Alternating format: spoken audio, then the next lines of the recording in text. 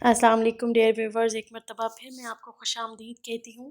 Novels کے سفر میں آج جس ناول کا تذکرہ ہے وہ ہے زرد زمانوں کا سویرا، اور جو لکھا ہے نبیلہ ابر راجہ نے۔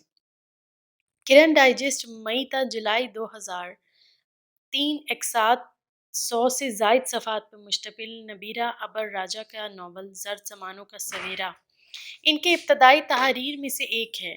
اس ناول کو ہم ڈرامے کی شکل میں بھی دیکھ چکے ہیں،